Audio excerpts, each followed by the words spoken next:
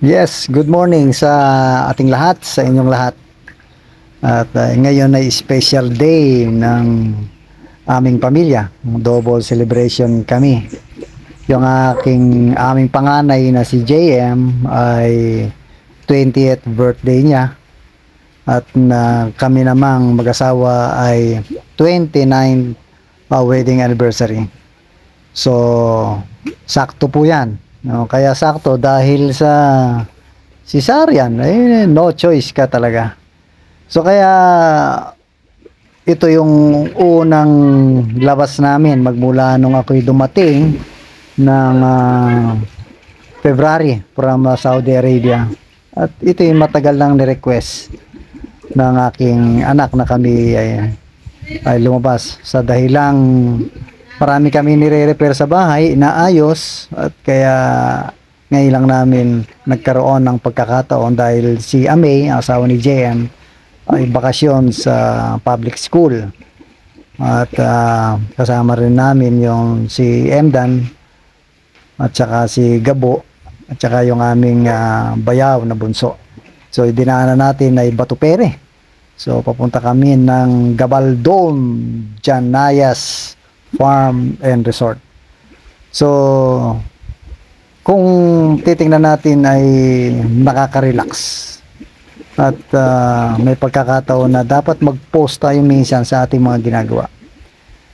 Ako ay talagang napakadalang na lumabas maliban sa araw ng linggo para bigyan daan ang pagsamba sa ating Panginoon Diyos. At ito ay kailangan natin. Ngayon, itong nature na ginawa ng ating Panginoon ay nagbibigay ito na stress reliever para doon sa mga masyadong nakafocus na sa trabaho. So ayan, Gabaldon na kami. So kung nakita po ninyo yung napakagandang kabundukan na ito, ay isa ito o parte ito ng Sierra Madre. At ito yung kumakanlong sa atin, sa ating mga bahay, sa ating mga kabuhayan kung may darating na dilubyo ng super typhoon o anumang bagyo ito. So magpasalamat tayo sa bigay ng Diyos na kalikasan ito. Kaya dapat nating mahalin po ang ating kalikasan. At kung papaanong tayo nilikha ng Diyos upang pangalagaan natin ito. So kaya itong aming pupuntahan ay isang private pool at nireserve na ito ng aking mga anak bago pa kami pumunta dito. Kaya I hope na kami lang po ang tao doon para talagang feel mo yung yung pagre-rest mo at talaga namang makikita mo at mararamdaman mo na pamilya mo ang kasama mo.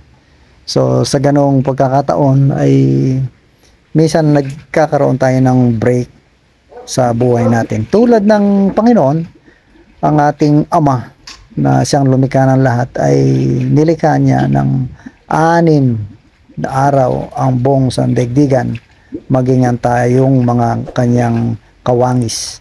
Pero sa ika-7 araw ay siya'y namahinga. At ibig sabihin, kailangan din po natin na magpahinga tayo sa Panginoon.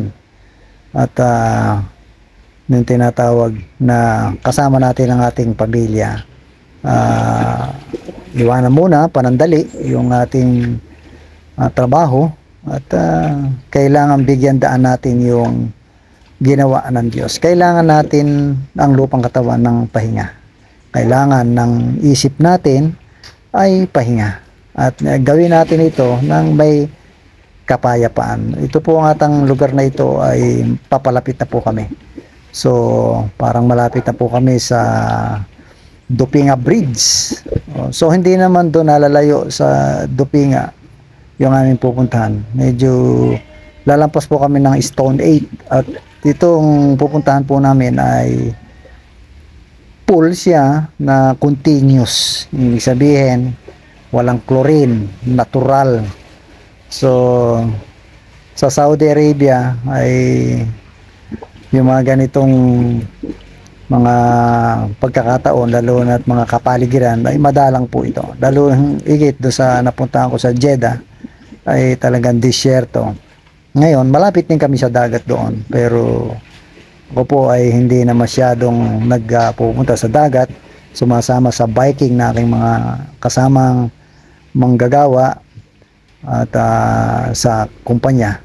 So, dahil may edad na rin ako, parang mas i-spend ko yung aking ang buhay na kasama ang pamilya. So, ito po yung yung Dupinga Bridge, approaching tayo sa Dupinga.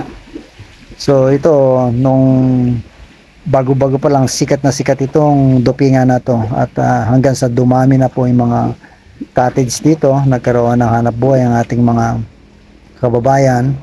Nagtayo sila ng mga cottage, kaya lang ay mababaw o kakaunti lang ang tubig sa lugar nito. Kaya napapansin nyo, may mga cottage at talagang konting-konti lang ang tubig dito, pero super lamig ang tubig dito. So yan, kung napapansin po natin ay dumating na kami sa Janaya Farm and Resort. Kaya kung mapapansin nyo, ito na po yung aming titirhan.